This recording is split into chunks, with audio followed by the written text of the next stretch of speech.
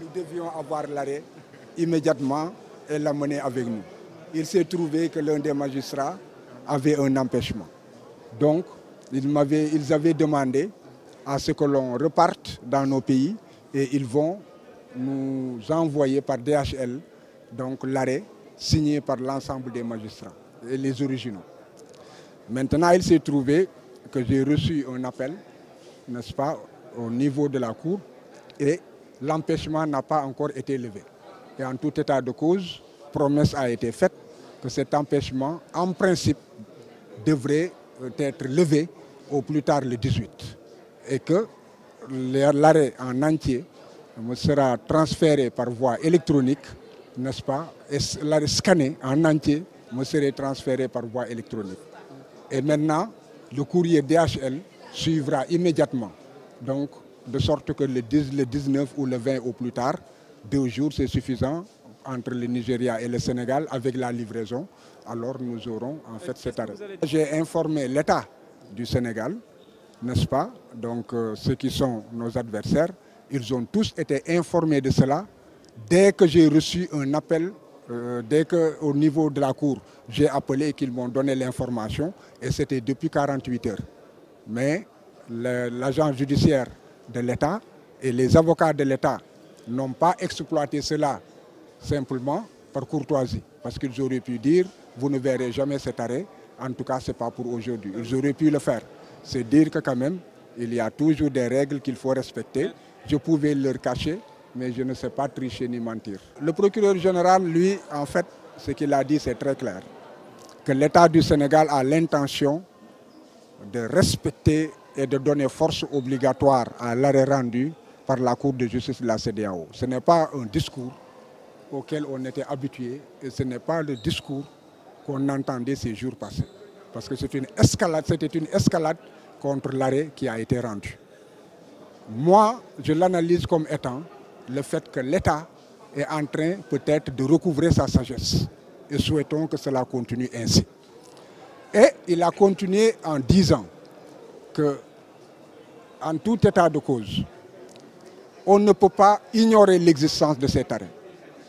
Que cet arrêt existe bel et bien et que cela ne peut faire l'objet, en vérité, d'aucune polémique. Que par voie de conséquence, maintenant, il appartient à la juridiction de jugement qui est la Cour d'appel de prendre ses responsabilités. Alors, prendre ses responsabilités, ça c'est mon analyse, c'est quoi? Ils ont reçu le plumitif, l'extrait, l'attestation de greffe, authentique, l'original est dans le dossier. Et ils n'osent pas dire que c'est faux. Et c'est sur cette base, effectivement, ils connaissent la décision qui a été rendue. Cela signifie, et dans cette attestation, il est bien écrit qu'ils n'ont pas, Khalifa Babakar Sall et autres n'ont pas bénéficié d'un procès équitable. Et si un procès n'est pas équitable, cela veut dire que la détention n'a plus de base. Donc, de mon avis, le juge doit tirer la conséquence de cette sagesse du procureur général et mettre en liberté, d'ores et déjà, d'office. Deuxièmement aussi, l'arrêt qu'ils entendent exécuter dit que Khalifa Babakar Sall est en détention arbitraire.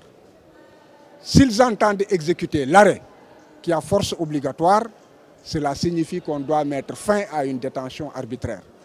Dès lors, le juge n'a pas à attendre. Il peut y mettre fin. La troisième chose, c'est qu'il a été dit que les officiers policiers et judiciaires n'ont pas respecté les droits de Khalifa Babakar Sall, de Mbaye Touré, de Yaya Bodian qui sont restés en prison et des autres qui ont pu bénéficier d'une liberté provisoire.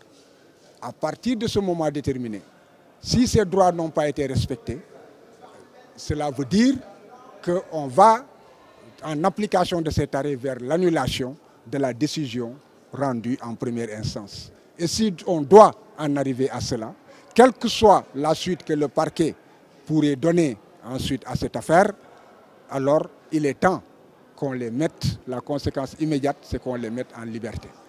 Donc, voilà, en fait, mon avis, et le juge a pris un temps de réflexion d'une semaine. Cela veut dire qu'il prend au sérieux les développements qui ont été faits sur la liberté provisoire d'office avec les motifs de fait et les motifs de droit. Et que deuxièmement aussi, il ne prend pas à la légère les réquisitions du ministère public, qui, à mon avis aussi, c'est une analyse, lui demande de prendre ses responsabilités. Et si on le lui demande, je sais qu'il a le courage de prendre ses responsabilités et de libérer. Je sais aussi, pour l'avoir pratiqué 34 ans, que c'est quelqu'un aussi que j'ai connu digne et loyal. Et aussi très féru en droit. Et s'il applique la règle de droit, s'il l'applique, alors on va vers une liberté. Mais je ne préjuge de rien du tout. Je ne préjuge de rien du tout, mais je suis quand même optimiste sans me faire aussi trop d'illusions.